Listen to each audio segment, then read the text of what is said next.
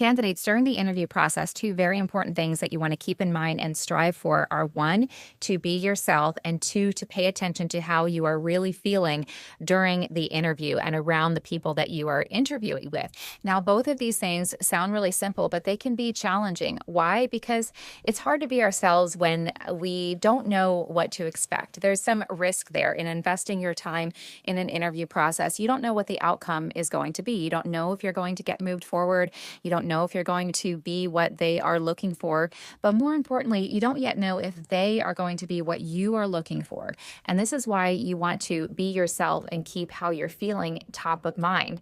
Why can this be challenging to be ourselves and to pay attention to our emotions?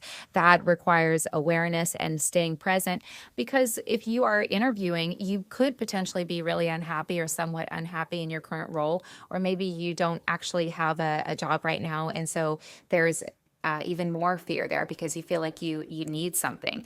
But when we stop being ourselves and we stop paying attention to how we're really feeling, let me break that down into two separate things. When we stop being ourselves in an interview, meaning staying focused on what is important to us and asking the questions that are important to you to help you learn what you need to know about that opportunity and help you better assess if it's going to be a fit, and you're more just maybe, for example, focused on what they're looking for, well, then you're not exactly being yourself. What's important is what you want.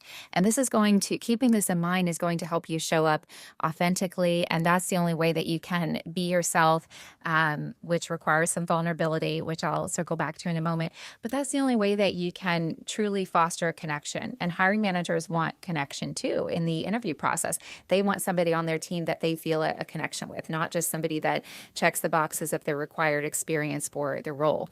And when we have some fear there going into the interview process, which is natural, but again, you can choose your focus. So that would be for another topic. So acknowledge the fear, but choose, think about, approach the interview with curiosity. This is a learning experience. This is an opportunity for me to share my story and get excited about learning about a potential opportunity that may be a fit for me. But you want to pay attention to how you're feeling, because when we forget about our feelings, which can be like, for example, I'm not really feeling valued in this interview. I'm not really feeling a connection. Actually, what they're talking about or the culture that they're describing doesn't feel good to me. It's not necessarily a bad thing, but it's maybe not for me. When we discount our emotions and we can end up moving forward with a process and maybe ultimately even taking a role that is not a fit for us. So being aware of your emotions and honoring your emotions and being yourself involves vulnerability. And I have my book here, Where's My Mustard, because there's a chapter on vulnerability, and I was reading it this morning, so it made me think about it. So what does it mean to be vulnerable? Well, it involves some risk. Being vulnerable opens you up to being hurt. And hurt could be, not getting moved forward, which in an interview, which can feel like rejection. But we don't have to look at it that way.